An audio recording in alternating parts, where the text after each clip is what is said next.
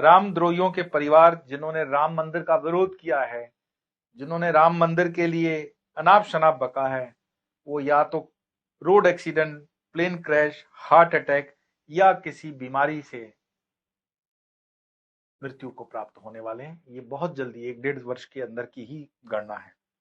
और ये भी संभावना बन रही है कि चाइना जब अपने वॉर से हारने की कगार पर होगा तो कैलाश मानसरोवर वाली जमीन भारत के हिस्से में आने की संभावनाएं दिख रही है। नमस्कार, नमो नारायण। जैसा कि मैंने हमेशा कहा है कि मैं भविष्यवक्ता नहीं हूं, भविष्यवाणी करना संन्यास के इसमें व्यक्तिगत तौर से नहीं देखा जाता, लेकिन राष्ट्र है, धर्म है, उसके लिए कुछ भविष्यवाणियां जो ज्ञानियों ने, परज्ञानियों ने की हुई है और जिनसे संपर्क हुआ, जिनके विषय में हम मिले, उसको मैं आपके साथ शेयर करना चाहता हूं। और उन सब चीजों का मिलान करके, जिसको कहते हैं ना कि रेती और मोती मिल गए हों, तो सिर्फ मोती मोती मैं आपके लिए लाया हूं।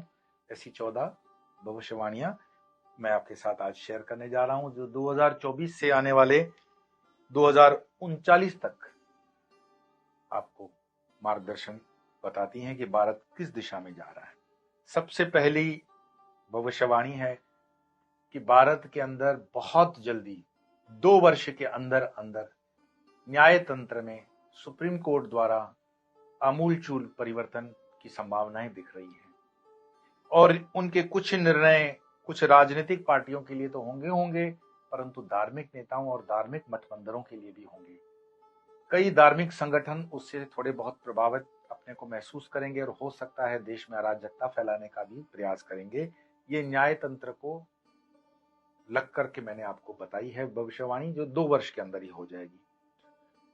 दूसरा है, इसी न्याय तंत्र के परिवर्तन से कुछ पार्टियों के वरिष्ठ नेताओं को सजा होने वाली है और उस सजा के कारण वो शायद देश छोड़ करके भागेंगे भी, और उस सजा के कारण कुछ सदमे से मर भी जाएंगे। और ये कार्य 2 साल के अंदर ही सुप्रीम कोर्ट द्वारा हो जाएगा। तीसरा है, न्याय तंत्र से ही लगता है 2-3 साल के अंदर काशी और मथुरा के फैसले भी जल्दी सुप्रीम कोर्ट में आने की संभावना है।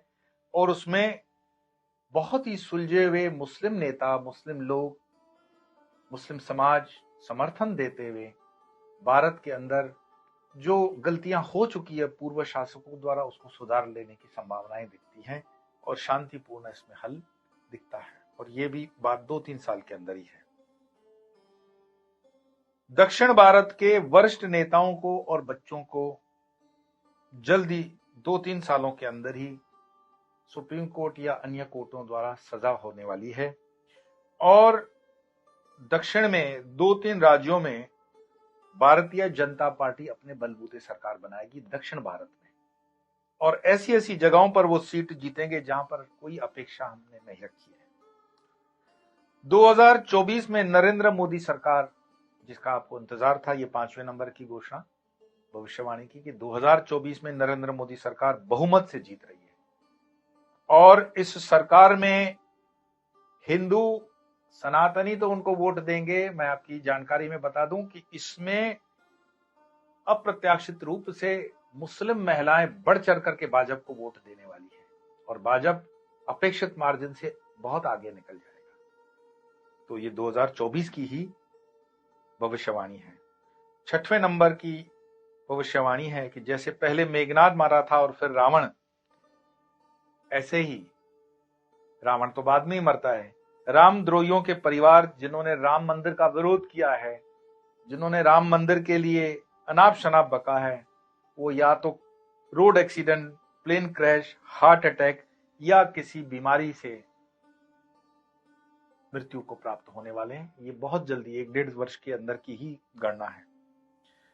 एक दूसरी है कि भारत की राजधानी लगभग दिल्ली से मध्य भारत के किसी शहर, जो संभावना उज्जैन और देवास के बीच की लग रही है, 2038 तक बनकर तैयार हो जाएगी।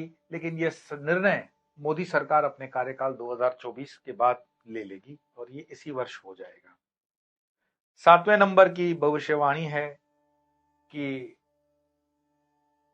आपके लिए शुभ समाचार कि मोदी जी को नोबेल पीस प्राइज के लिए नामांकित होने की संभावनाएं बढ़ चुकी हैं और इसमें अरब राष्ट्र उनका समर्थन करेंगे। मैं पुनः दोहरा दूं, मोदी जी के नोबेल पीस प्राइज के लिए अरब राष्ट्र उनके लिए समर्थन जुटाएंगे और उनकी लॉबिंग करेंगे। फ्रांस उसमें समर्थन देगा और निर्णायक भूमिका एक जज यहूदी जो हैं उनकी होगी। और भारत के अंदर कुछ खट्टे स्वाद के नेता तो स्टेटमेंट करेंगे, इसमें कोई बड़ी बात नहीं है, लेकिन मैंने उसके पहले ही भविष्यवाणी कर दी, उनका अंत सुनिश्चित हो जाएगा। 8वीं भविष्यवाणी थोड़ी सी आपको अजीबोगरीब लग सकती है, लेकिन ट्रिपल आई एक संगठन बनने जा रहा है जो इजराइल, ईरान और इराक या आयरिश लैंड का होने जा रहा है। लेकिन इजराइल और ईरान की दोस्ती होगी बहुत जल्द। इजराइल और ईरान में इसलिए दोस्ती होगी कि ईरान में सत्ता परिवर्तन होते हुए दिख रहा है और ट्रिपल आई के इस संगठन से मध्य एशिया में कई स्थितियां बदल जाएंगी और उसका भारत वगैरह पे भी असर आएगा। इस संगठन के बनने से, इस युक्ति के बनने से पाकिस्तान के अंदर वैसी ही परिस्थितियां आज ही खराब हैं, लेकिन उस नजदीक के समय में पाकिस्तान नस्ते नाबूद की कगार पर आ जाएगा। लगभग पीओके तब तक भारत में आ चुका होगा। ये 2024-25 के बीच की मैं बात बता रहा हूं। भारत के साथ अफगानिस्तान मित्रता और बढ़ाएगा और मजबूत करेगा और ट्रिपल आई जो ये संगठन इजराइल, ईरान और इंडिया का बन रहा है, उसमें अफगानिस्तान महत्वपूर्ण भूमिका निभाएगा। चाइना के अंदर गृह युद्ध होने की संभावनाएं दिख रही हैं। चाइना के अंदर गृह युद्ध होगा और अगर दलाई लामा और उनके सहयोगी रणनीतिक रूप से अच्छे निर्णय लें तो तिब्बत को स्वायत्तता प्रदान हो सकती है और विश्व स्तर पर तिब्बत को समर्थन देने के लिए कई देश आगे आएंगे, जिसमें भारत प्रमुख होगा। और यह भी संभावना बन रही है कि चाइना जब अपने वॉर से हारने की कगार पर होगा तो कैलाश मानसरोवर वाली जमीन भारत के हिस्से में आने की संभावनाएं दिख रही है। भारत यूनाइटेड नेशंस की पूर्ण सदस्यता बहुत जल्दी प्राप्त करने जा रहा है और भारत यूनाइटेड नेशंस की पूर्ण सदस्यता प्राप्त करने के बाद उसका नेतृत्व करते हुए कई जगहों पर ऐतिहासिक अगवानी करेगा और वो निर्णय आने वाले समय में स्वर्ण अक्षरों में लिखे जाएंगे।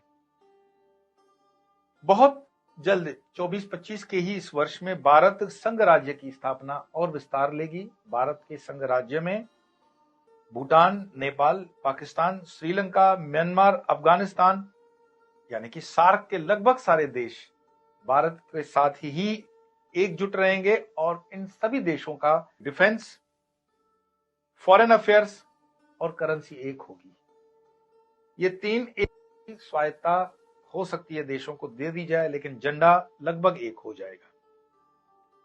14वीं और अंतिम भविष्यवाणी है कि थोड़ी जिसके लिए आपको चिंता करनी चाहिए कि जो धर्म से जुड़े रहे हैं वो तो ठीक बच जाएंगे, लेकिन अधर्म से जुड़े हुए जिन्होंने अधर्म किया है उनके लिए तकलीफें बहुत जल्दी बढ़ने वाली हैं।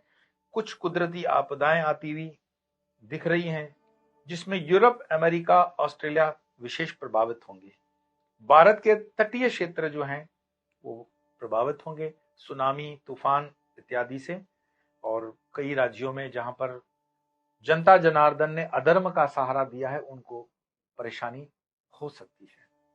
मैं हमेशा कहता हूं कि धर्म के साथ रहना, न्याय के साथ रहना, सत्य के साथ रहना, क्योंकि परमात्मा के न्याय तंत्र में अन्याय होने की कोई संभावना नहीं है। और आपको लगता है कि कहीं कोई गलती हुई है या होने जा रही है तो उसको रोकना और उसको सुधारने का प्रयास कर्म के माध्यम से आपके हाथ में है। ये भविष्यवाणियां मैं खुलकर बोल दूं, ये भविष्यवाणियां कुछ गणनाओं के ऊपर हैं और कुछ विद्वत जनों के द्वारा कही हुई मैंने उद्धृत पुनः से की है। ये भविष्यवाणियां देश काल परिस्थिति के अनुरूप कभी थोड़ी इधर उधर हो सकती हैं समय काल में, परंतु इसको कोई मिटा नहीं सकता। पिछले दिनों जब मैं दादा गुरुजी से भरूच में मिला था तो हमारे बीच जो संवाद हुआ वो 2040 तक का उन्होंने रूपरेखा बताई कि क्या क्या होने वाला है। 2040 तक इस देश में क्या क्या होने वाला है, इस दुनिया में क्या होने वाला है, इस प्लेनेट पे क्या होने वाला है, इसकी चिंता को लेकर के जिन जिन भी ज्ञानियों से, परम ज्ञानियों से, ऋषियों से मुझे संपर्क होता है वो मैं करता हूँ, और उस जानकारी को जहां आवश्यक होता है या जितना आवश्यक होता है उतना आपके साथ शेयर करता हूँ।